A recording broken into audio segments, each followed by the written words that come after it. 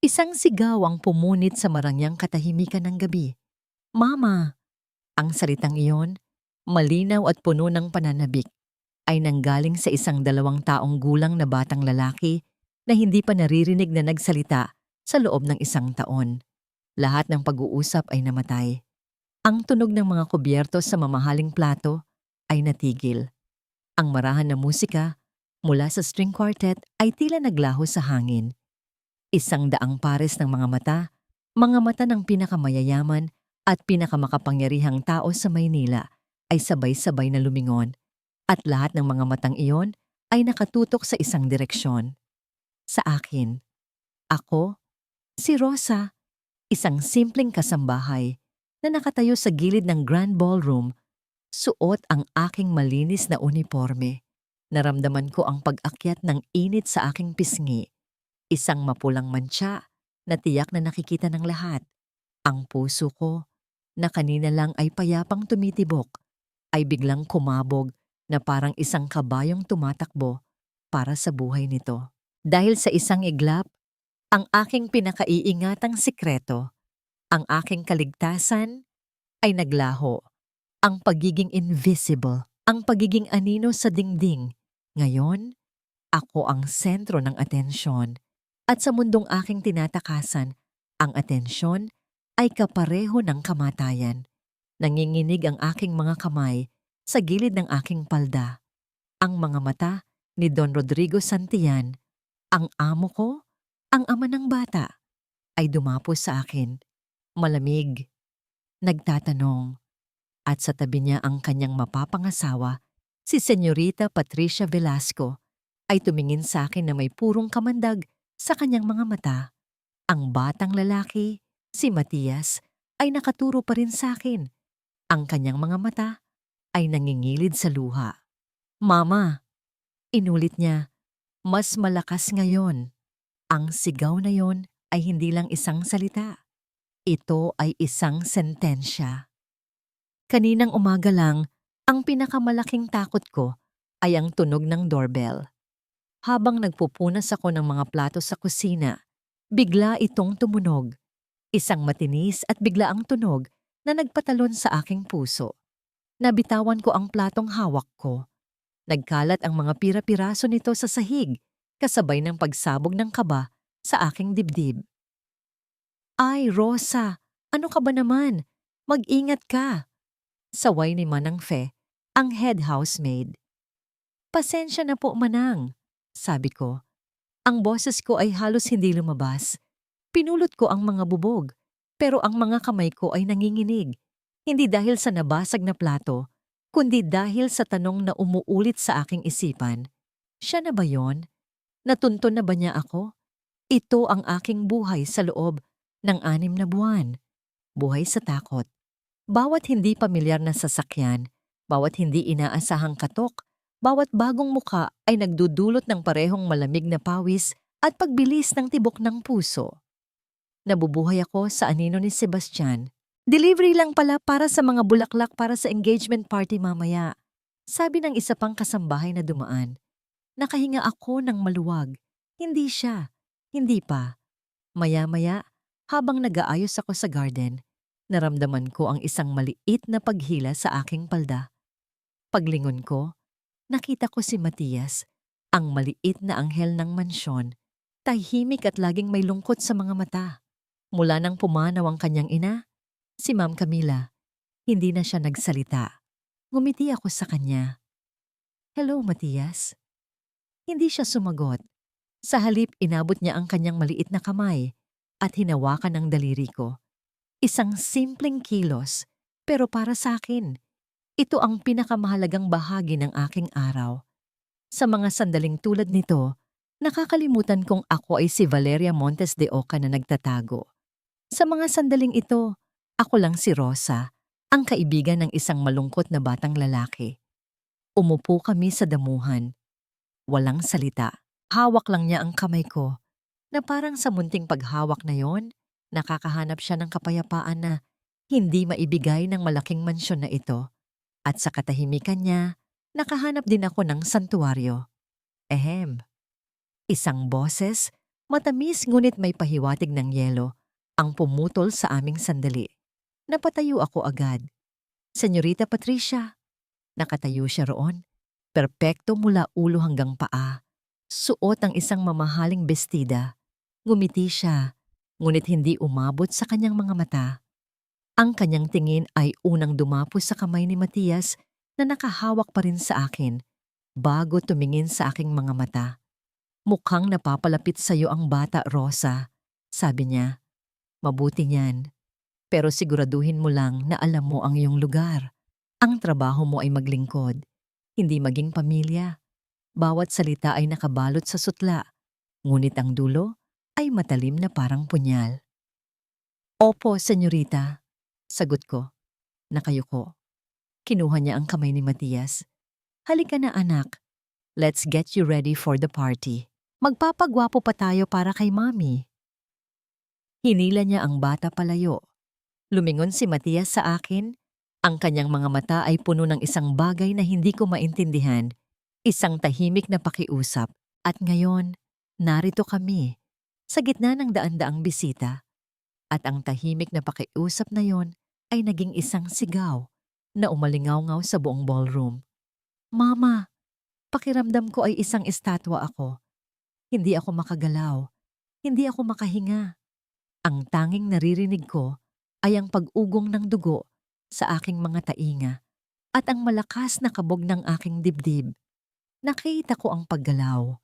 Si Don Rodrigo Santillan ay humakbang pasulong. Ang kanyang mukha ay isang blangkong maskara, ngunit ang kanyang mga mata ay nag-aapoy. Bawat hakbang niya palapit sa akin ay parang isang dagok sa aking sikmura. Ang mga bisita ay nagbubulungan, ang kanilang mga salita ay parang mga bubuyog na sumasalakay. Huminto siya sa harap ko. Napakataas niya. At sa sandaling iyon, pakiramdam ko ay lumiit ako hanggang sa maging isang langgam na handa na niyang tapakan. Ang kanyang boses ay mababa at kontrolado, ngunit puno ng awtoridad na kayang magpatumba ng mga kumpanya at magpayanig ng mga pundasyon. At ang awtoridad na iyon ay nakatutok lahat sa akin. Sino ka?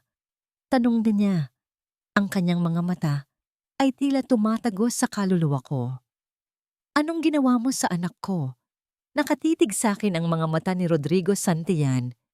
Sa ilalim ng tingin na iyon, pakiramdam ko ay hinuhubaran ang aking pagkatao. Tinatanggal ang bawat sapin ng kasinungalingan na aking binuo para protektahan ang aking sarili. Ang pangalan ko ay nasa dulo na ng aking dila. Handang lumabas, handang isuko ang lahat. Pero bago pa man ako makasagot, isang anino ang dumaan sa pagitan namin. Si Patricia. Rodrigo, darling, huwag mo nang palakihin pa. Sabi niya, ang kanyang boses ay malambing na parang pulot. Pero ang kanyang kamay na humawak sa braso ni Rodrigo ay mahigpit. Pagod lang ang bata. Halika na, Matias, baby. Come to mommy. Lumuhod si Patricia para magpantay sila ng bata. Ang kanyang mamahaling gown ay kumalat sa sahig na gawa sa marmol. Inilahad niya ang kanyang mga braso, isang perpektong larawan ng isang mapagmahal na ina. Pero si Matias ay umiling. Humigpit ang kapit ng mga maliliit niyang kamay sa upuan, at ang mga luhang kaninay, nagbabanta pa lang, ay tuluyan ng bumuhos. Isang malakas at nakakabinging iyak ang pumuno sa ballroom, mas malakas pa kaysa sa naunang sigaw niya. Ang kanyang mga mata ay hindi bumibitaw sa akin, na para bang ako ang kanyang nag-iisang lifeboat sa gitna ng isang nagngangalit na karagatan. Nakita ko ang mabilis na pagbabago sa mga mata ni Patricia. Isang kislap ng galit, isang kislap ng pagkainis. Ngunit kasing bilis ng paglitaw nito, ay naglaho rin ito, napalitan muli ng isang maskara ng pag-aalala. Sinubukan niyang buhatin si Matias, pero pumalag ang bata. No, Mama! Sigaw ulit nito, at tinabig ang kamay ni Patricia palayo. Ang kilos na yon ay maliit, ngunit sa harap ng lahat, ito ay isang malaking sampal sa mukha ng babaeng malapit ng maging ginang Santillan. Doon na ako kumilos. Hindi na ako nakapag-isip. Nakita ko lang ang isang bata na nasasaktan. Senyorito Matias, Mahinang sabi ko. Dahan-dahan akong lumuhod, pinapanatili ang distansya. Nandito lang si Yaya Rosa, okay lang ang lahat. Ang iyak niya ay humina at naging hikbi na lang. Tumayo si Rodrigo. Ang tingin niya ay hindi na sa akin, kundi sa eksena sa pagitan ng kanyang anak at ng kanyang fiancé. Isang kunot ang lumitaw sa kanyang noo. Pagkalito. Manang Fe, utos niya. Ang boses ay kalmado na ulit ngunit may bigat. Iakyat niyo na si Matias sa kanyang kwarto. Agad na lumapit si Manang Fe at ang isa pang yaya. Sa pagkakataong ito, sumama na si Matias. Ngunit bago siya tuluyang umalis, lumingon siyang muli sa akin. Ang kanyang mga mata ay nangungusap. Humarap si Rodrigo sa kanyang mga bisita. Ngumiti siya. Isang nangiting pang CEO na sanay humarap sa krisis. Pasensya na po sa abala. Alam niyo naman ang mga bata. Please continue enjoying the night. Dahan-dahan, bumalik ang bulungan, ang musika, ang buhay sa party. Pero para sa akin ang katahimikan ay mas nakakabingi pa. Alam kong hindi pa tapos ang lahat. Pinatawag ako ni Sir Rodrigo sa kanyang opisina. Ang opisina niya ay katulad niya. Malaki, tahimik, at medyo malamig. Umupo siya sa kanyang malaking leather na upuan sa likod ng isang mesa na gawa sa mahogany. Si Patricia ay nakatayo sa tabi niya. Ang kamay ay nakapatong sa kanyang balikat. Isang larawan ng pagkakaisa, ngunit naramdaman ko ang tensyon sa pagitan nila. Rosa, simula ni Rodrigo, ipaliwanag mo ang nangyari kanina. Bumagsak ang tingin ko sa sahig. Sir, pasensya na po. Hindi ko po alam. Hindi niya alam. Putol ni Patricia ang tamis sa kanyang boses ay nawala na. Rodrigo, hindi ba't ka hinahinala? Isang taong hindi nagsasalita ang bata. Tapos bigla na lang siyang tatawaging mama? Baka may ginagawa ang babaeng yan. Baka ginagamitan niya ng kung ano ang anak mo. Naramdaman ko ang pag-angat ng dugo sa aking ulo. Hindi po totoo yan, senyorita. Rodrigo, nag-aalala lang ako. Pagpapatuloy ni Patricia, ang boses ay malumanay na ulit, puno ng pagkabalisa. Para sa'yo, para kay Matias. We don't know anything about this woman. Baka may masama siyang intensyon. Hindi umimik si Rodrigo. Tinitigan niya lang ako. Ang kanyang mga mata ay sinusuri ang bawat reaksyon ko. Bawat pagkurap ng aking mga mata. Hayaan mo na ako. Ang bahala dito, Patricia. Sabi niya sa wakas. Hindi inaalis ang tingin sa akin. Pero, I said, I'll handle it. May pinalidad sa kanyang boses na nagpatahimik kay Patricia. Hinalikan siya nito sa pisngi bago umalis. Ngunit binigyan muna ako ng isang tingin na nangangakong mayroon pang kasunod ito. Nang kami na lang dalawa ang natira, ang katahimikan ay mas naging mabigat. Bumalik ka na sa trabaho mo, sabi niya. Pero manatili ka sa kusina. Huwag ka munang lalapit kay Matias. Opo, sir. Tumalikod na ako para umalis. Ang puso ko ay puno ng pasasalamat dahil hindi niya ako pinalayas, ngunit puno rin ng lungkot dahil sa kanyang utos. Bago ko pa man mahawakan ang doorknob, nagsalita siyang muli. Gusto kong malaman ang totoo, Rosa, at aalamin ko. Mula sa bintana ng kanyang opisina, pinanood ni Rodrigo si Rosa na naglalakad pabalik sa main house. Nakita niya ang pagyuko ng mga balikat nito, isang imahe ng pagkatalo.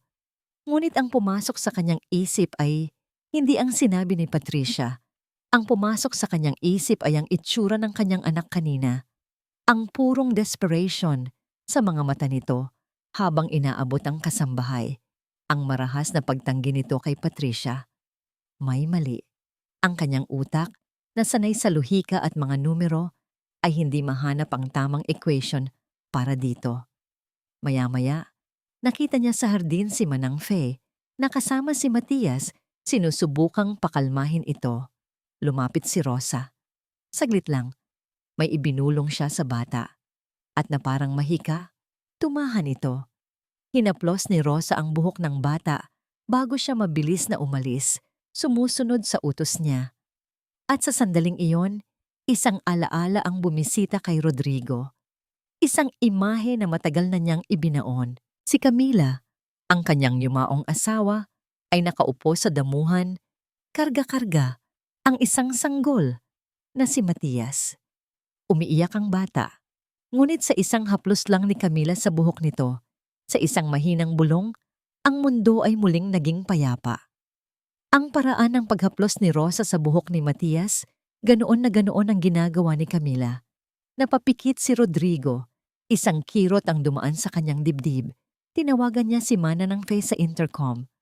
Manang, bantayan ninyong mabuti si Rosa. Bawat kilos, bawat galaw. I-report niyo sa akin ang lahat. Masusunod po, sir, sagot ng matanda. May problema po ba sa kanya? Hindi ko pa alam, Manang. Sagot ni Rodrigo, ang mga mata ay nakatutok pa rin sa anino ni Rosa na papalayo. Pero gusto kong malaman, kinagabihan, hindi mapakali si Rodrigo. Nakaupo siya sa dilim ng kanyang kwarto, nakikinig sa katahimikan ng mansyon. Biglang, isang tunog ang bumasag dito. Isang hikbi mula sa baby monitor sa kanyang bedside table. Iyak ni Matias. Mabilis siyang tumayo at naglakad papunta sa kwarto ng anak. Dahan-dahan niyang binuksan ang pinto.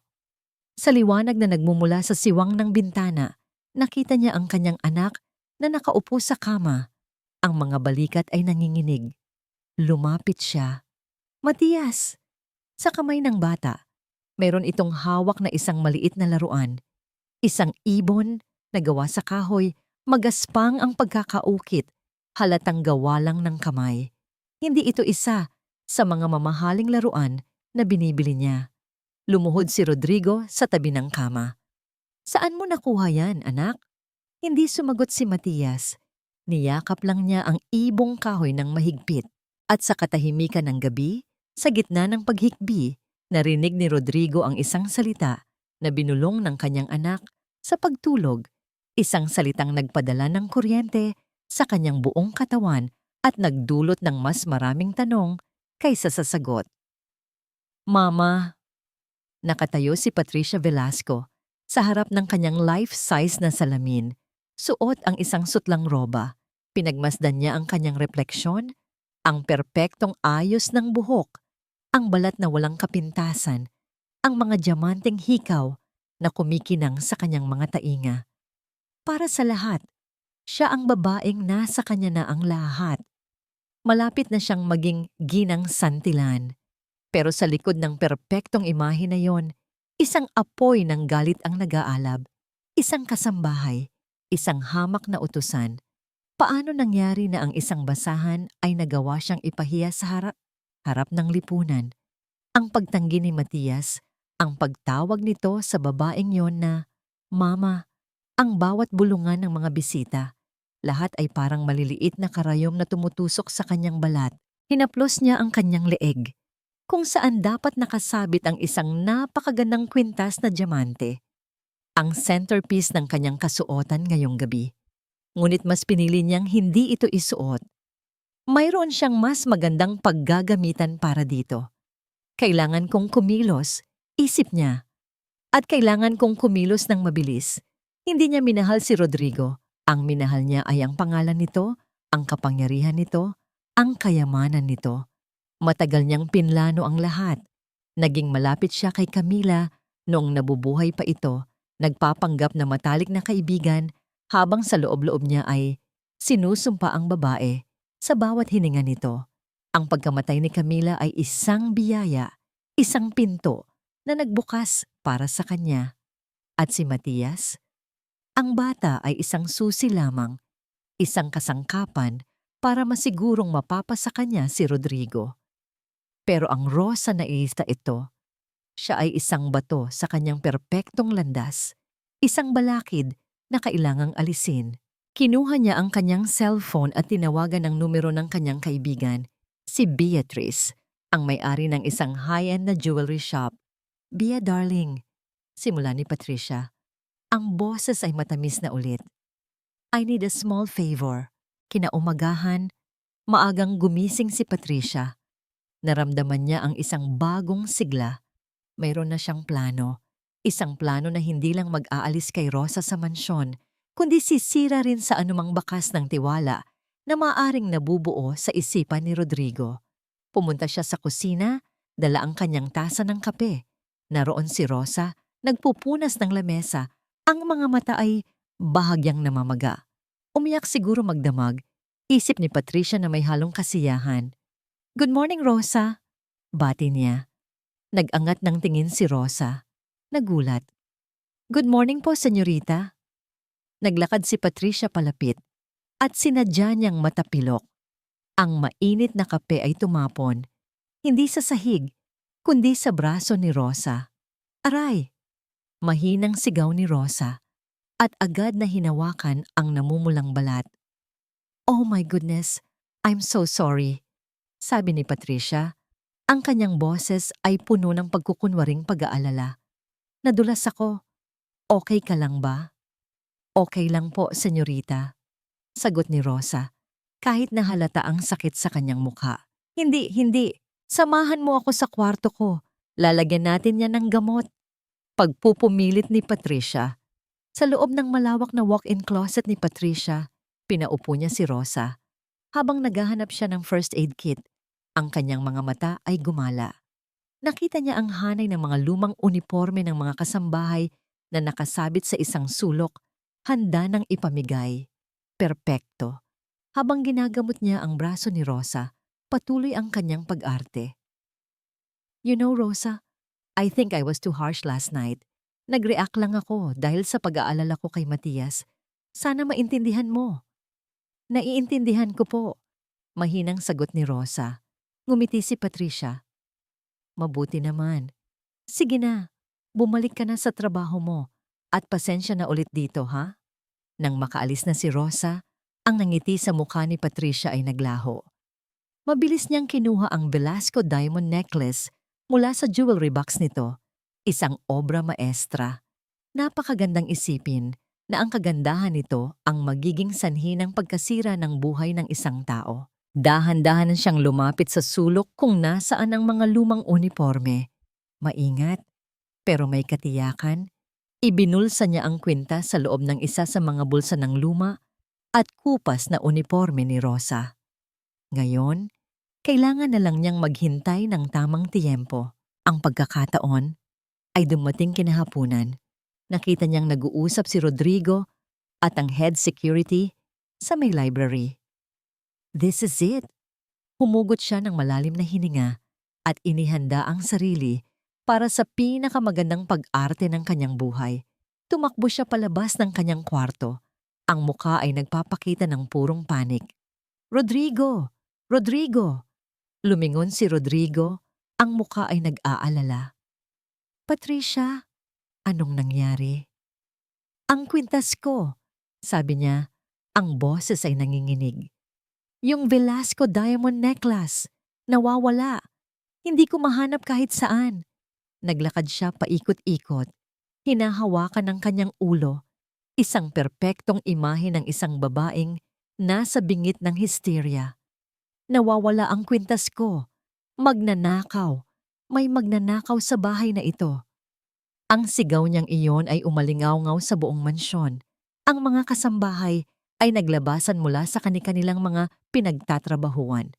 Si Manang Fe ay tumakbo palapit.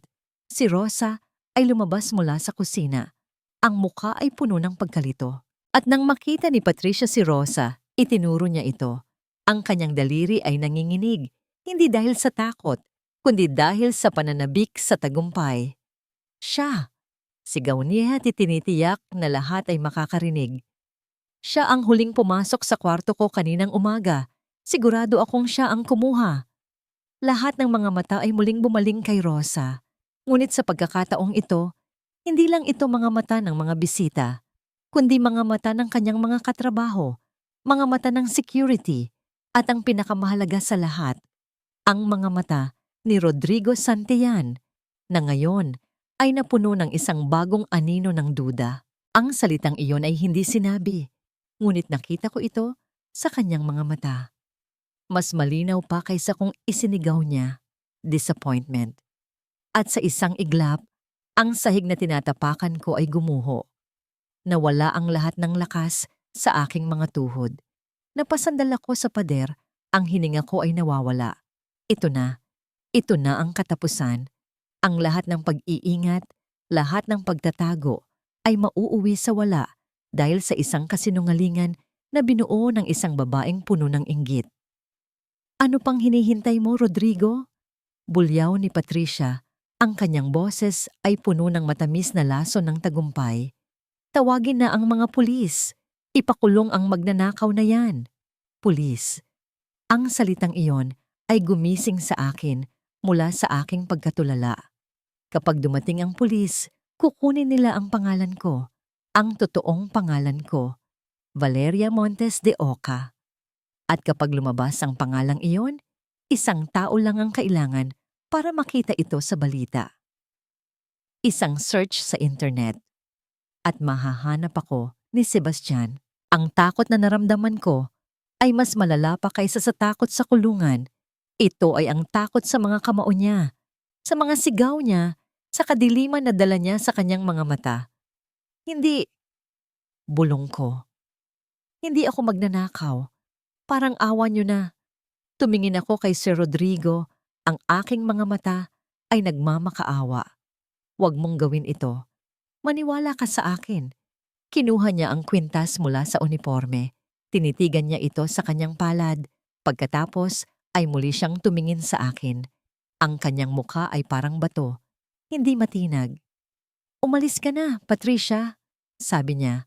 Ang kanyang boses ay mababa at kalmado. Nagulat si Patricia. Ano?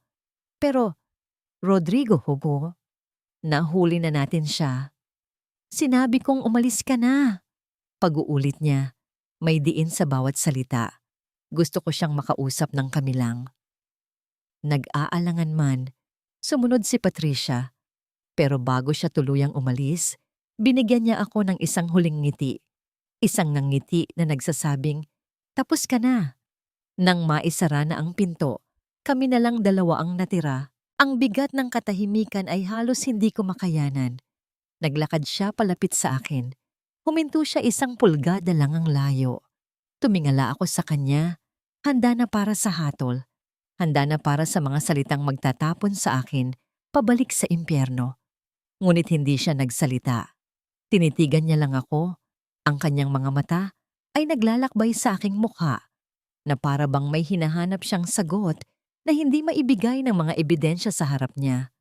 Ang puso ko ay sumisigaw. Si Matias. Alalahanin mo si Matias. Hindi ako sasaktan ng anak mo kung masama akong tao. Pero ang mga salitang yon ay nanatili sa loob ko. Bakit? Tanong niya sa wakas. Ang kanyang boses ay isang mahinang bulong. Ang laking halaga nito, Rosa. Bakit mo isusugal ang lahat para dito? Umiling ako. Ang mga luha ay nagsimula nang mamuo sa aking mga mata. Sir, maniwala po kayo. Hindi ko po alam kung paano napunta yan dyan. Isang mahabang katahimikan. Pagkatapos, tumalikod siya. Mag-uusap tayo bukas. Sa ngayon, hindi ka aalis sa kwartong ito. Humarap siya sa mga security guard na nag-aabang sa labas ng pinto. Bantayan ninyo siya. Siguraduhin ninyong hindi siya makakatakas. Masusunod po, sir. Iniwan niya ako. Ang pinto ay nagsara na may kasamang isang malakas na kalabog at narinig ko ang pag-click ng lock. Naiwan akong mag-isa sa maliit na silid. Ang aking santuwaryo ay naging aking kulungan. Napaupo ako sa sahig. Ang aking likod ay nakasandal sa malamig na pader. Wala nang luhang lumabas. Tila natuyo na ang lahat sa loob ko. Ang natira na lang ay ang nagyayelong takot at ang mukha ni Sir Rodrigo sa aking isipan. Isang mukha na puno ng hindi maipaliwanag na sakit at isang salitang mas masakit pa sa anumang sampal. Disappointment? Nakatayo si Rodrigo Santillan sa gitna ng kanyang tahimik na opisina. Sa ibabaw ng kanyang mesa, sa ilalim ng liwanag ng desk lamp, kumikinang ang Velasco Diamond Necklace. Ang ebidensya, malinaw. Hindi mapagkakaila, pero sa bawat pagtingin niya sa kwintas, hindi ang bigat ng kasalanan ni Rosa ang kanyang nararamdaman, kundi ang bigat ng pagdududa sa kanyang sariling dibdib. Isinara niya ang kanyang mga mata at ang mukha ni Rosa ang lumitaw sa kanyang isipan. Ang mga mata nitong puno ng takot, ngunit hindi ng kasinungalingan. Ang paraan ng pag-iling nito, ang desperasyon sa boses nito, ang lahat ng iyon ay sumisigaw ng katotohanan. At si Matias, ang anak niya, hindi nagsinungaling ang mga mata ng isang bata. Ang koneksyon na nakita niya sa pagitan ni Matias at ni Rosa ay totoo. Nararamdaman niya iyon bilang isang ama. Ang problema, si Rodrigo Santillan, ang CEO, ay hindi nagpapatakbo ng kanyang buhay o ng kanyang kumpanya base sa pakiramdam. Nagpapatakbo siya base sa datos, sa katotohanan. At sa ngayon, ang katotohanan ay nasa anyo ng isang diamanteng kwintas na nakuha mula sa gamit ng isang kasambahay. Biglang bumukas ang pinto. Pumasok si Patricia. "Darling, ano na?" tanong niya. Lumapit at niyakap siya mula sa likod. "Natawagan mo na ba ang mga pulis? Hindi natin pwedeng patagalin to. Delikado ang isang magnanakaw sa loob ng pamamahay natin." Hindi kumilos si Rodrigo. "Mamaya na, Patricia." "Mamaya?" "Rodrigo, ano pa bang kailangan mong patunay?" Hinawakan niya ang kwintas. "Heto na. Nahuli na natin siya. Kailangan na nating kumilos para maprotektahan ang pamilya natin." Ang pamilya natin. Ang paraan ng pagbigkas niya sa huling mga salita ay tila isang pilit na pag-angkin. Inalis ni Rodrigo ang kanyang mga braso mula sa pagkakayakap nito. "Ako ang bahala dito," sabi niya. Ang boses ay malamig. "Ito ang pamamahay ko, Patricia. At ako ang magdedesisyon kung paano ito patatatakbuhin." Nakita niya ang inis sa mga mata ni Patricia, ngunit mabilis itong napalitan ng isang matamis na ngiti. "Of course, darling. Nag-aalala lang ako. Maghihintay ako sa sala." Nang makaalis na si Patricia, umupo si Rodrigo sa kanyang upuan. Tinitigan niya ang security monitor sa kanyang mesa. Kung ang ebidensya sa harap niya ay nagsisinungaling, may isang lugar lang na makakapagsabi ng totoo. Binuksan niya ang CCTV footage ng buong mansyon. Sinimulan niya sa oras kung kailan iniulat ni Patricia ang pagkawala. 3:15 p.m. Mabilis niyang iniskan ang mga kamera. Walang kahina-hinala. Nag-rewind siya. 3:00 p.m., 2:45 p.m. At doon, may nakita siya. Isang footage mula sa hallway na malapit sa servants' quarters. Pumasok si Patricia sa isang pinto. Ang pinto ng palitan ng damit ng mga kasambahay kung saan inilalagay ang mga luma nilang uniforme. Ilang minuto siyang nanatili sa loob bago mabilis na lumabas, palingalinga, na para bang may tinatago. Ang oras sa video, 2:48 p.m. Halos 30 minuto bago siya sumigaw na nawawala ang kwintas niya. Isang malamig na kaba ang gumapang sa puso ni Rodrigo. Bakit siya pupunta doon? Ang kanyang isip ay bumalik kay Matias. Ang buong gulo ay nagsimula. Dahil sa reaksyon ng kanyang anak. "Sundan mo ang bata," sabi ng isang boses sa kanyang isipan. Hinanap niya ang footage mula sa kamera na nasa labas ng kwarto ni Matias. Nag-rewind siya sa gabi ng party. Nakita niya ang sarili niya, si Patricia, at ang mga yaya na sinusubukang patahanin ang bata. Nakita niya nang iakyat si Matias sa kwarto. Pagkatapos, may isa pang eksena. Si Patricia pumasok mag-isa sa kwarto nang natutulog na si Matias. Sa unang tingin, mukha itong isang normal na eksena ng isang madrasta na tinitingnan ng kanyang stepson. Ngunit may mali sa kilos ni Patricia. Masyado siyang malapit. Masyadong matagal ang kanyang pagtitig. Ang security system ni Rodrigo ay high-tech. Mayroon itong hiwalay na audio recording na pwedeng i-activate. Nanginginig ang kanyang kamay habang kiniklik niya ang play audio. Ang marahang tunog ng aircon ang una niyang narinig. Pagkatapos, isang bulong. Isang bulong na puno ng lason at galit na hindi niya kailanman narinig mula kay Patricia. Kinuha ng nanay mo ang lahat sa akin. Bulong ni Patricia sa natutulog na bata. Dapat sa akin ang lahat ng ito noon pa. Pero ngayon, wala na siya. Huminto si Rodrigo sa paghinga. At ngayon, ikaw naman. Pagpapatuloy ng boses, mas malapit, mas nakakatakot. Ako na ang magiging nanay mo. At sa ayaw at sa gusto mo, tatawagin mo akong mama. Isang malakas na tunog ang umalingaw-ngaw sa opisina. Ang kamao ni Rodrigo ay bumagsak sa mahogany desk. Ang kanyang mukha ay nawalan ng kulay, napalitan ng isang maskara ng purong galit at hindi makapaniwalang pangingilabot. Ito na pala. Ito na pala ang dahilan. Ang sigaw ni Matias ay hindi isang sigaw ng pagkalito. Ito ay isang sigaw ng takot. At sa takot na yon, ang tanging mukha na nakita niyang nagbibigay ng kaligtasan ay ang mukha ni Rosa. Ang buong akusasyon, ang kwintas, ang lahat ng ito ay isang masalimuot na palabas. Isang kasinungalingan na binuo para sirain ang isang inosenteng tao. Ang dugo sa kanyang mga ugat ay tila kumukulo. Nalinlang siya, namanipula. Pero ang pinakamasaklap sa lahat, inilagay niya sa panganib ang sarili niyang anak sa kamay ng isang halimaw na nagbabalat kayong anghel. In-save niya ang video file sa isang secure drive. Pagkatapos, tumayo siya. Ang bawat galaw niya ay kontrolado, ngunit sa ilalim ng kalmadong anyo, isang bagyo ang nagwawala. Naglakad siya palabas ng kanyang opisina.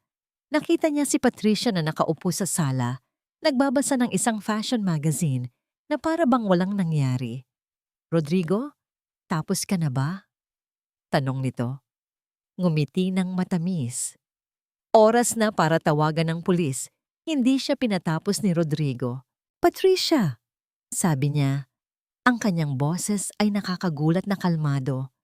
Ngunit ang lamig nito ay kayang magpayelo ng impyerno. Halika dito ngayon din. Nanginginig ang aking mga kamay habang sinisimulan kong ilagay ang mga damit ko sa maliit kong bag. Ang desisyon ay mahirap, ngunit malinaw. Kailangan akong umalis. Ang desisyon ni Sir Rodrigo na ikulong ako sa kwartong ito sa loob ng magdamag kasama ang bantay sa labas ay isang senyales. Hindi niya ako pinaniwalaan. Ang mga mata niya, ang pagkabigo, iyon ang pinakamasakit sa lahat. Napakasakit na isipin na sa maikling panahon nakaramdam ako ng kakaibang koneksyon sa kanya. Ang paraan ng pagtingin niya sa akin, ang pagdududa sa kanyang mga mata bago niya natagpuan ang kwintas, ang pag-asa na baka maintindihan niya ako. Ngunit ang lahat ng yon ay gumuho nang makita niya ang ebidensya. Wala na akong magagawa. Kapag dumating ang pulis, wala na akong maitatago. Ang pangalan ko, ang nakaraan ko, lahat ay mabubunyag. At sa oras na mangyari iyon, matutunton ako ni Sebastian. Mas mabuting umalis ako ng kusa habang mayroon pa akong pagkakataon. Kahit na sa loob ko, may isang bahagi ang ayaw umalis. Ayaw iwan si Matias, ang bata na sa maikling panahon ay naging liwanag sa aking madilim na mundo. Nang akmang kukunin ko ang aking sapatos, narinig ko ang isang malakas na tunog mula sa hallway, mga hakbang, mabilis, at ang isang tinig na hindi ko inaasahan. Wala siyang karapatang gawin yan, Rodrigo. Huwag mo siyang itago. Boses ni Patricia. Matinis. Puno ng galit. Pagkatapos ay ang boses ni Sir Rodrigo. Kalmado.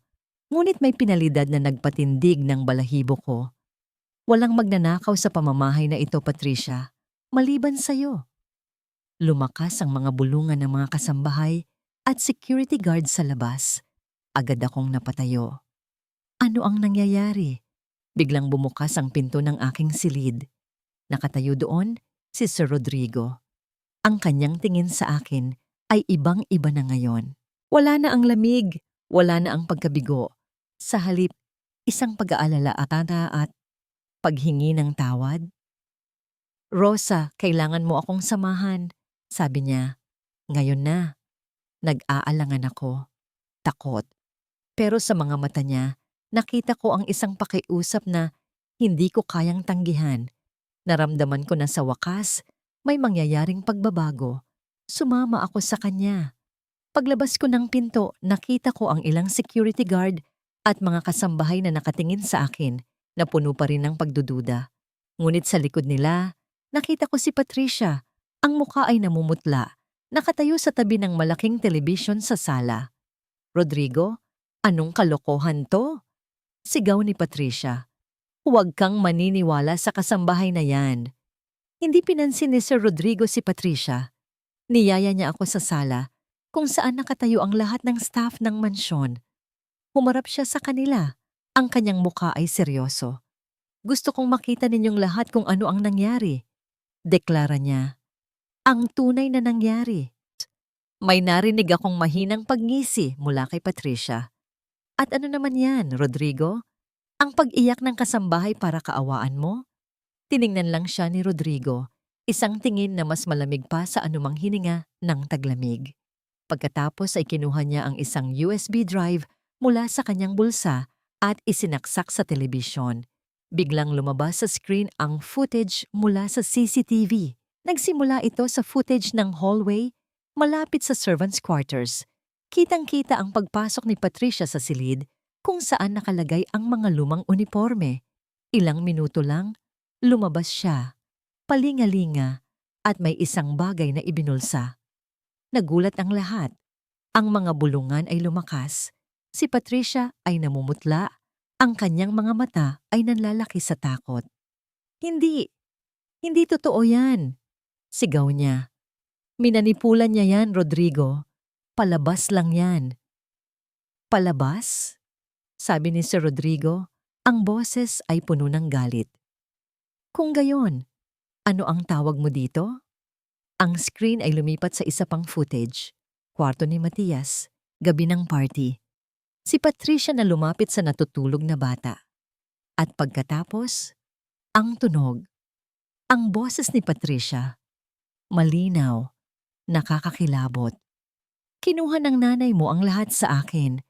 At ngayon, ikaw naman. Ako na ang magiging nanay mo. At sa ayaw at sa gusto mo, tatawagin mo akong mama. Isang matinding katahimikan ang bumaba sa sala. Ang mga kasambahay ay nagtinginan, puno ng takot. Ang mga security guard ay tumayo ng tuwid. Ang kanilang mga mukha ay puno ng galit. Si Patricia, natigilan. Ang kanyang mukha ay puting-puti na. Ang mga mata ay nanlalaki sa purong pangingilabot. Ang lahat ng kanyang kasinungalingan ay nabunyag. Ang kanyang perpektong maskara ay gumuho sa isang iglap. Hindi! Sigaw niya. Ang kanyang tinig ay basag. Kasinungalingan yan. Hindi ako. Hindi ako. Pero wala nang naniwala sa kanya. Lumapit si Sir Rodrigo kay Patricia. Ang bawat salita, bawat kilos mo, Patricia, ay naitala. Hindi lang ang pagnanakaw, kundi pati ang pananakit mo sa aking anak, ang pagtatangkang sirain ng isang inosenteng tao. Naglakad siya patungo sa pintuan at binuksan ito. Sumenya siya sa mga security guard. Palabasin siya. Utos niya, ang boses ay bakal. At siguraduhin ninyong hindi na siya makakatapak pa sa pamamahay na ito o sa anumang ari-arian na pag-aari ko. Hinila ng mga security guard si Patricia. Umiiyak siya. Sumisigaw. Nagpupumiglas, ngunit wala nang nakikinig. Rodrigo, babalikan kita. Pagbabayaran mo to. Nang tuluyang mailabas si Patricia, isang malalim na paghinga ang pinakawalan ng lahat. Ang sala ay tila lumiwanag, nawala ang bigat ng kadiliman na dala ng kanyang presensya. Lumapit sa akin si Sir Rodrigo. Ang mga mata niya ay nagtatagpo sa akin. Ngayon, wala na ang duda, wala na ang pagkabigo. Sa halip, may nakita akong pag-aalala, paghingi ng tawad at isang damdamin na hindi ko pa rin maintindihan. Dahan-dahan siyang lumapit sa akin. Hinawakan niya ang aking braso. Ngayon, sabihin mo sa akin. Ang kanyang boses ay naging malambing, puno ng pag-asa. Sino ka talaga? Bumalik ang aking hininga. Ang mga salita ni Sir Rodrigo, sino ka talaga? ay tila susi na nagbukas ng isang pinto na matagal ko nang isinara. Ang takot na kanina ay kumukubli sa aking dibdib ay dahan-dahang lumisan, napalitan ng isang kakaibang kapayapaan. Nakita ko ang pagkabigla sa mga mukha ng mga kasambahay at security guard. Tiningnan nila ako. Pagkatapos ay tiningnan si Sir Rodrigo na tila naghihintay ng isang paliwanag. Pero ang mga mata ko ay nakatutok lang kay Sir Rodrigo. Sa kanyang mga mata, nakita ko ang sinseridad, ang tiwala. At sa unang pagkakataon, sa loob ng napakatagal na panahon, naramdaman kong ligtas ako. Sir, simula ko ang boses ko ay mahina pa rin, ngunit meron ng bahid ng tibay. Ang pangalan ko po ay Valeria Montes de Oca. Nagulat ang lahat. Ang pagbulong-bulungan ay muling nagsimula. Ngunit sa pagkakataong ito, hindi ito bulungan ng pagdududa, kundi ng pagkabigla at pagtataka. Ang pangalang Montes de Oca ay hindi pangkaraniwan. Ito ay pangalan ng isa sa mga pinakamayayamang pamilya sa bansa. Patuloy akong nagsalita, dahan-dahan, na para bang bawat salita ay isang pahina mula sa isang librong matagal nang nakasarado. Tumakas po ako kay Sebastian Ugarte. Siya po ang aking fiancé. Inaabuso niya po ako. Nakita ko ang pagbabago sa mukha ni Sir Rodrigo. Ang pagkabigla ay napalitan ng pag-aalala. Pagkatapos ay nanggalit. Ang kanyang mga kamao ay humigpit. Anong ibig mong sabihin? Inaabuso ka niya? Tanong niya. Ang kanyang boses ay mababa at delikado. Kinuwento ko sa kanya ang lahat. Ang mga pambubugbog, ang mga banta, ang kanyang pagkontrol sa bawat aspeto ng aking buhay, kung paano ko binalak ang pagtakas at kung paano ako nagpanggap bilang si Rosa, isang kasambahay upang magtago sa isang lugar kung saan hindi niya ako mahahanap, sa isang bahay na malayo sa aking dating mundo. Habang nagkukwento ako, nakita ko ang pagbabago sa kanyang mga mata. Mula sa galit ay naging pag-unawa at sa bandang huli, awa. Pero, bakit dito? Tanong niya, bakit sa mansyon na ito? Humugot ako ng malalim na hininga. Ito ang pinakamahirap na bahagi. Sir, bago po ako magkwento tungkol diyan, may ibibigay po ako sa inyo. Sabi ko, naglakad ako patungo sa aking kwarto. Ang bantay ay mabilis na bumukas ng pinto. Kinuha ko ang isang maliit na kahon ng musika mula sa ilalim ng aking kama. Luma na ito. May mga gasgas, ngunit mahalaga ito sa akin. Ito ang huling alaala ng isang mahalagang kaibigan. Bumalik ako sa sala at iniabot kay Sir Rodrigo ang kahon ng musika. Nagulat siya nang makita ito. Ito ang ibinigay ko kay Camila noong kasal namin. Bulong niya. Tumango ako. Opo, sir. Siya po ang nagbigay nito sa akin. Bago po siya nawala. Ang kanyang mga mata ay nagtanong. Hinayaan ko siyang hawakan ang kahon ng musika. Ang kanyang mga daliri ay marahang dumaplis sa inukit na ibabaw nito. Nakita ko ang lungkot sa kanyang mukha. Sir, si Ma'am Camila po. Kaibigan ko po siya. Simula ko, ang bawat salita ay may dalang sakit. Nagkakilala po kami sa isang foundation na tumutulong sa mga kababaihang biktima ng pang-aabuso. Nagboluntaryo po ako doon, lihim, dahil ayaw kong malaman ni Sebastian. Nagulat si Sir Rodrigo. Hindi niya alam ang tungkol dito. Naging malapit po kami ni Ma'am Camila. Pareho po kaming may pinagdadaanan. Siya po may sakit. At ikinukwento niya po sa akin ang kanyang mga takot, ang kanyang pag-aalala para kay Matias. Nang makita ko ang kanyang seryosong ekspresyon, nagpatuloy ako. Isang araw po, bago siya pumanaw, nagkita kami. Ibinigay niya sa akin ito. Itinuro ko ang kahon ng musika.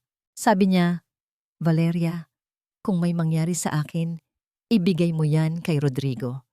Alam niya ang ibig sabihin niyan at pangako mo sa akin. Kung sakaling may mangyari sa akin, aalagaan mo si Matias. Bantayan mo siya. Huwag mong hahayaang saktan siya ng sinuman, lalo na si Patricia. Ang huling mga salita ay nagdulot ng malalim na pagkabigla kay Sir Rodrigo. Tinitigan niya ang kahon ng musika, pagkatapos ay tumingin sa akin. Si Camila, may takot siya kay Patricia? Tanong niya. Ang kanyang boses ay halos hindi marinig. Tumango ako. Ang luha ay nagsisimula nang bumalik sa aking mga mata. Opo, sinabi niya sa akin na nag-aalala siya. Pakiramdam niya ay may ginagawa si Patricia sa kanyang mga gamot na may nagpapalala sa kanyang sakit. Ang impormasyong yon ay tumama kay Sir Rodrigo na parang suntok. Napatayo siya. Ang kanyang muka ay puno ng pangingilabot. Dahan-dahan niyang sinuri ang kahon ng musika. Hinaplos niya ang inukit na takip at pagkatapos, sa ilalim ng isa sa mga bulaklak na inukit, nakita niya ang isang maliit na siwang. Isang napakaliit na siwang na halos hindi makita. Binuksan niya ito at doon nakita niya ang isang maliit, dilaw na papel na nakatiklop ng maayos. Ang sulat kamay ni Camila. Ang lahat ng staff ay nakatingin, hawak ang kanilang mga hininga. Kinuha ni Sir Rodrigo ang papel at dahan-dahang binuksan. Nagsimula siyang magbasa. Ang kanyang mga mata ay nanlalaki sa bawat salitang kanyang binabasa. Ang lungkot ay napalitan ng galit. Ang pagkabigla ay naging matinding pangingilabot. Ang mga labi niya ay nanginginig. Ang lahat ng ito ay bumagsak sa kanya ng sabay-sabay. Ang panloloko ni Patricia, ang pagtatago ni Valeria, ang trahedya ng kanyang asawa. Hindi, bulong niya, ang kanyang boses ay basag. Hindi ito totoo. Ngunit sa gitna ng kanyang pagkabigla, biglang tumunog ang kanyang cellphone. Isang ringtone na pamilyar.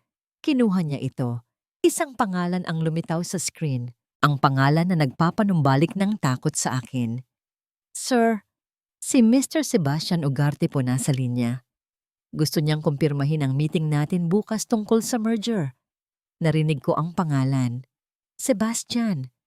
Nanlamig ang buo kong katawan. Ang mundo ko ay muling bumagsak.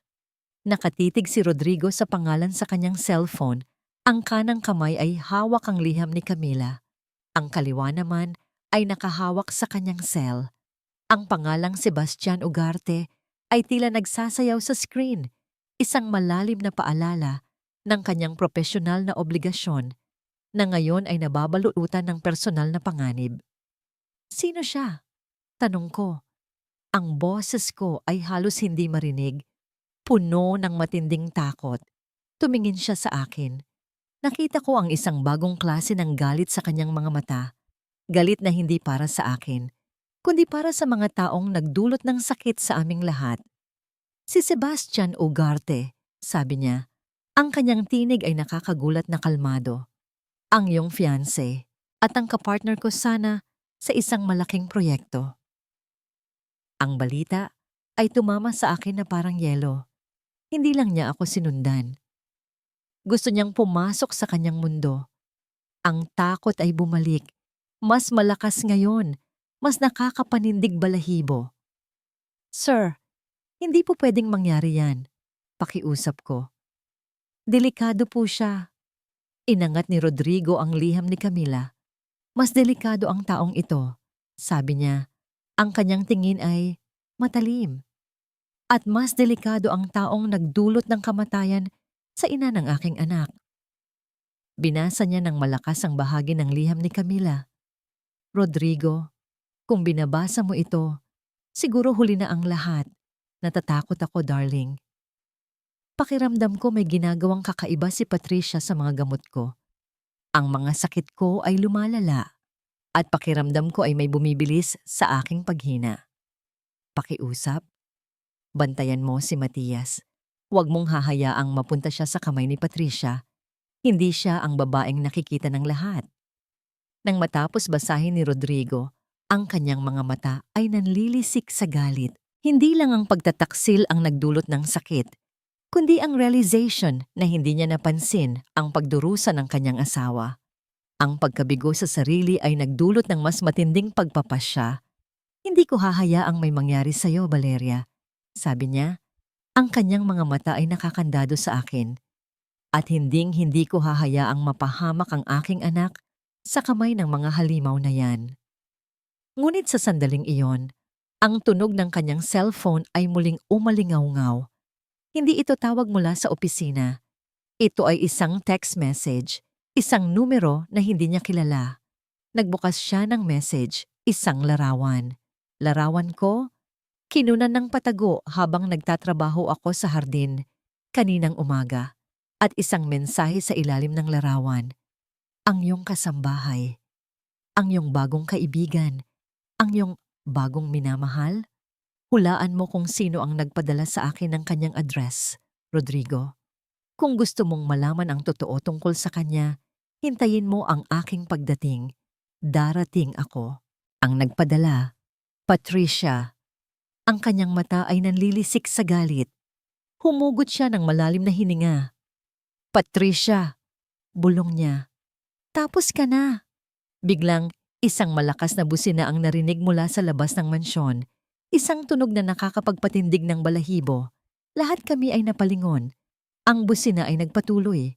Sunod-sunod, puno ng agresyon. Tumakbo si Rodrigo sa bintana ng sala. Tiningnan niya ang CCTV monitor. Isang itim na SUV ang nakatayo. Sa labas ng gate, ang ilaw ay nakatutok sa mansyon. At sa labas ng kotse, nakatayo si Sebastian Ugarte.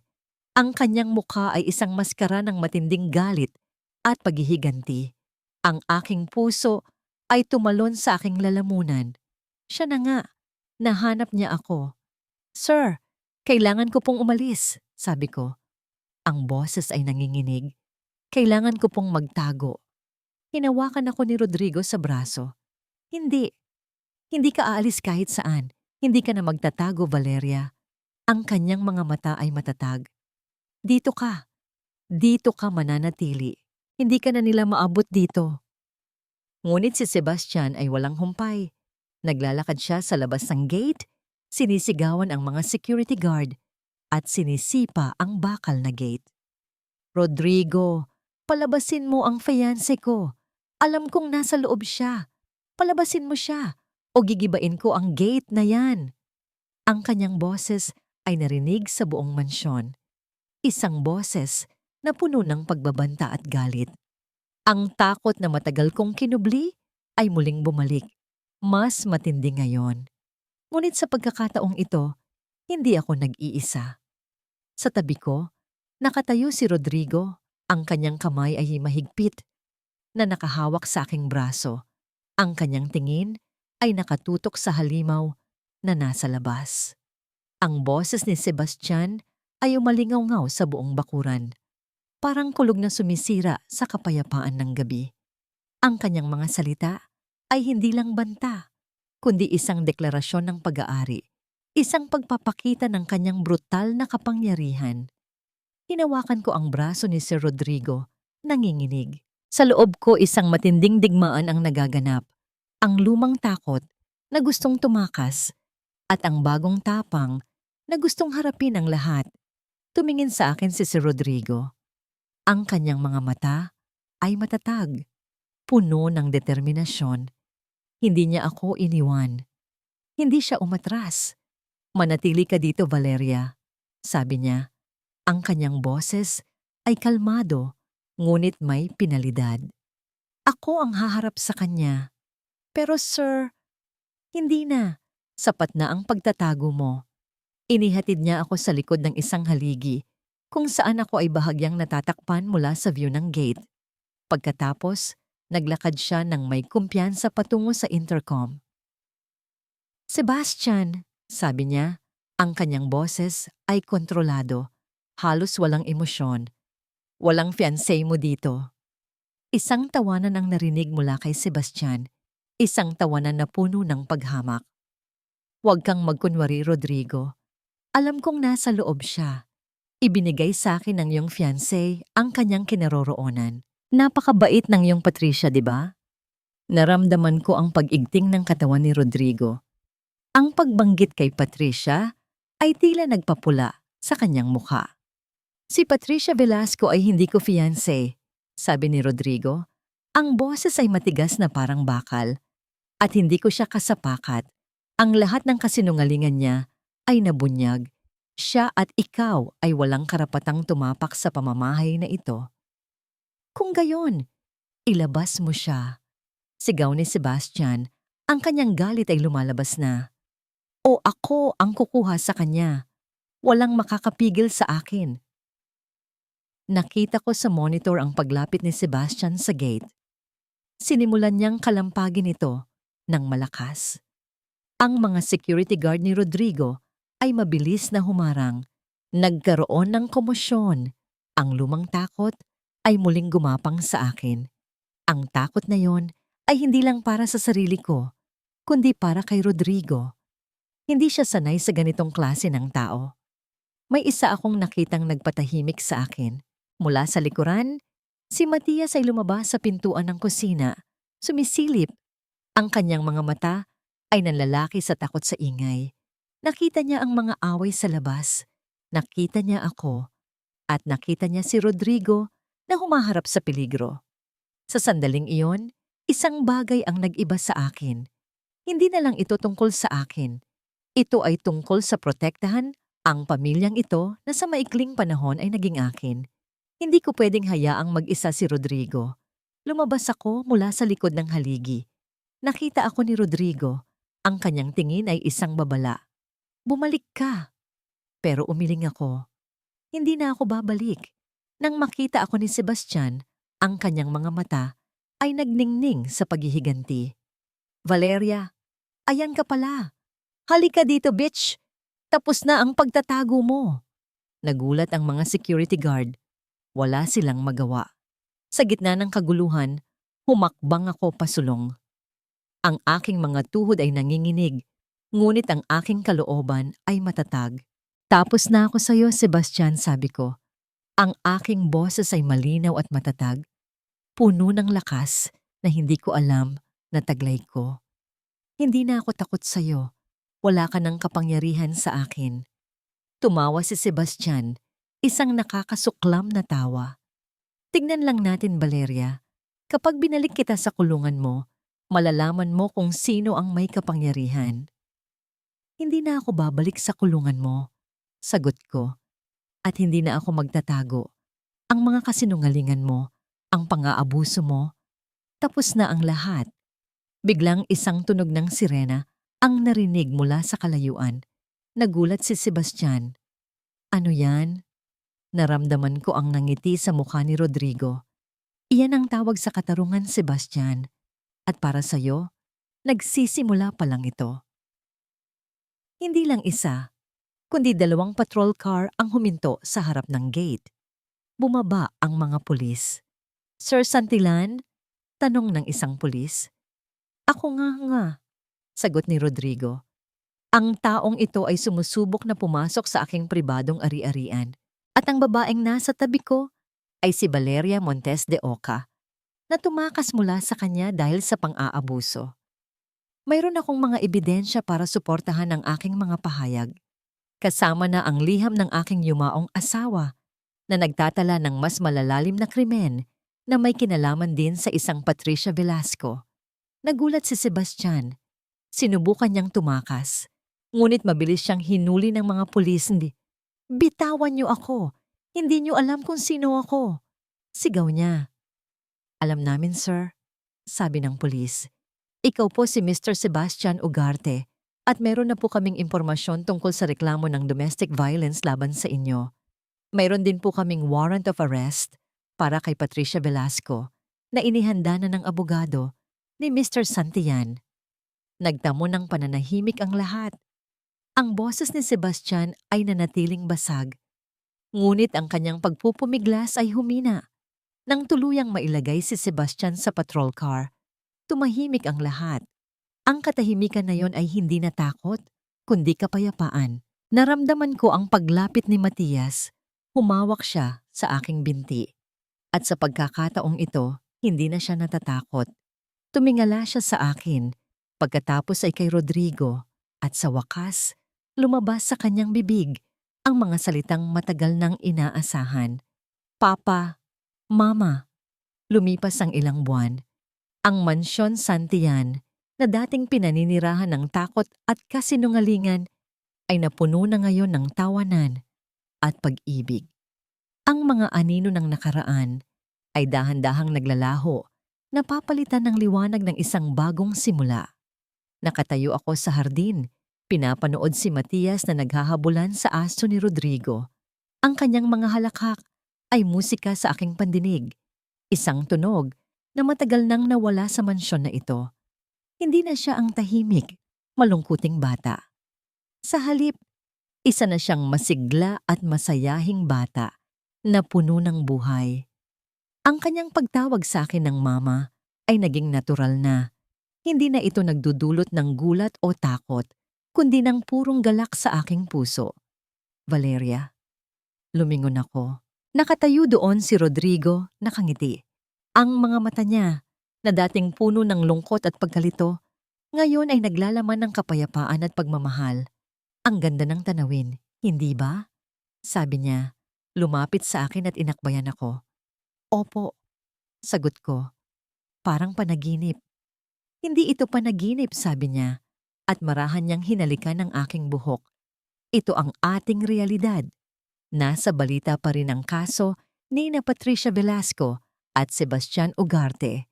Si Patricia ay nahaharap sa kasong pagpatay kay Camila, bukod pa sa pagtatangkang pagnanakaw at panggagaya. Ang liham ni Camila, kasama ang CCTV footage at ang testimonya ko, ay sapat na ebidensya para idiin siya. Si Sebastian naman ay nahaharap sa kasong domestic violence at attempted trespassing. Ang kanyang mga biktima, kabilang ako, ay lumabas na rin para magbigay ng testimonya. Ibinaba ni Rodrigo ang kanyang hawak na dyaryo. Ang headline ay tungkol sa pagdinig ng kaso ni Patricia. Ngunit sa pagkakataong ito, hindi na ito nagdudulot ng bigat sa aming mga balikat. Ang katarungan ay dahan-dahang umiikot. Gusto mo bang bisitahin si Camila? Tanong ko. Tumango siya. Oo, gusto kong sabihin sa kanya na natupad na ang kanyang hiling. Sabi mo. Magkasama kaming pumunta sa Memorial Park. Dala si Matias. Nagdala kami ng mga sariwang bulaklak at inilagay sa puntod ni Camila. Kumusta ka na, Camila? Bulong ni Rodrigo. Napakabuting kaibigan mo pala. Salamat sa pagtitiwala mo kay Valeria. Kung hindi dahil sa kanya, hindi ko malalaman ang totoo. At salamat sa pagpaparamdam mo sa akin na mahal mo ako kahit sa huling sandali mo. Niyakap niya si Matias. At salamat sa pagbibigay mo sa akin ng anak nating ito. Mahal na mahal ka namin, Camila. Lumuhod ako sa tabi ng puntod. Natupad ko na ang pangako ko, kaibigan. Bulong ko, ang aking mga mata ay nangingilid sa luha. Inaalagaan ko siya at hindi ko hahayaang saktan siya ng sinuman. Mapayapa ka na, Camila. Sa pag-alis namin sa Memorial Park, naramdaman ko ang kapayapaan sa aking puso. Hindi na ako nagtatago. Hindi na ako takot. Habang naglalakad kami pabalik sa kotse, hinawakan ni Rodrigo ang aking kamay. Valeria, sabi niya, huminto kami. Noong una kitang makita, ang tanging nakita ko ay isang kasambahay na may kakaibang koneksyon sa aking anak. Pagkatapos, isang babaeng may malalim na sikreto. Ngayon, nakikita ko ang isang babae na matapang, mabait, at may malalim na pagmamahal sa puso. Tiningnan niya ako sa mga mata. Ang kanyang tingin ay puno ng pagmamahal. Mahal kita, Valeria. Hindi lang dahil sa ginawa mo para kay Matias at Camila. Mahal kita dahil ikaw, si Valeria. Ang babaeng nagpabalik ng liwanag sa aming buhay, ang babaeng nagturo sa akin na muling magtiwala. Hindi ko na napigilan ang mga luha ng kaligayahan. Mahal din kita, Rodrigo. Sabi ko. Yumuko siya at marahang hinalikan ako. Isang halik na puno ng pangako, ng pagmamahal, at ng isang bagong simula. Nang imulat namin ang aming mga mata, nakita namin si Matias na nakatayo sa tabi namin, nakangiti ng malapad. Hinawakan niya ang aming mga kamay at mahigpit kaming hinila. Papa, Mama, tayo na. Laro tayo. Natawa kami. Sabay kaming tumakbo. Hawak ang kamay ng aming anak. Sa paglubog ng araw ang mansyon Santilan ay kumikinang sa gintong liwanag. Hindi na ito isang malaking bahay na puno ng mga alaala ng sakit. Ito ay isang tahanan. Isang tahanan na binuo sa pagmamahal, sa tiwala, at sa isang pangako na natupad. Dito sa piling nila. Sa wakas, nahanap ko na ang aking tahanan.